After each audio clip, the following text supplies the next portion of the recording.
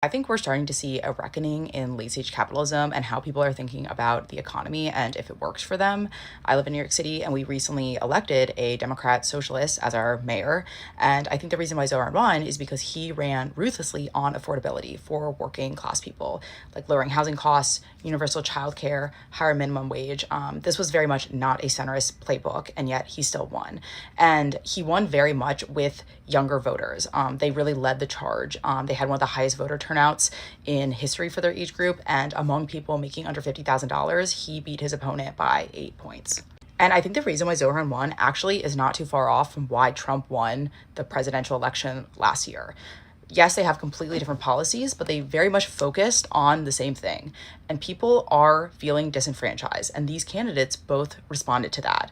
I think many people feel like the world around them is becoming more expensive and they cannot get ahead or keep up no matter how hard they work.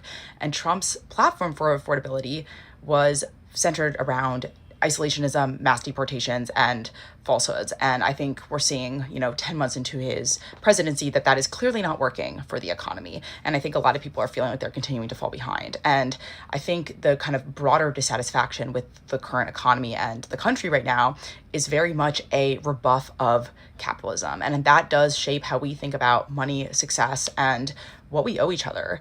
And a recent Gallup poll came out that found that 54% of people viewed capitalism favorably, which is a 15-year low, especially among young people. Another poll a couple years ago found that less than 50% of young Americans had a positive view of capitalism. So I think we're starting to see a shift on how people view capitalism, which is very, very ingrained in the American identity, and what that means for where we go from here. Implicit contract of capitalism is that if you work hard, you will get rewarded for it. And everything else is kind of built on that premise. And when that premise disintegrates, or people no longer believe that is true, they will rebel against the system. And that's why I think we're seeing these change candidates, or candidates that have this very radical platform in either direction, do well because people clearly want change.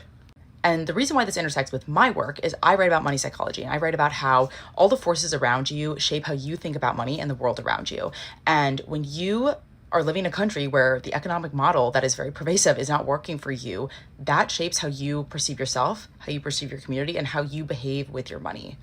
And I recently wrote a newsletter about late stage capitalism and kind of what comes after it, after everybody kind of rebels against it. So if you're interested, you should sign up for my newsletter. The link is in my bio.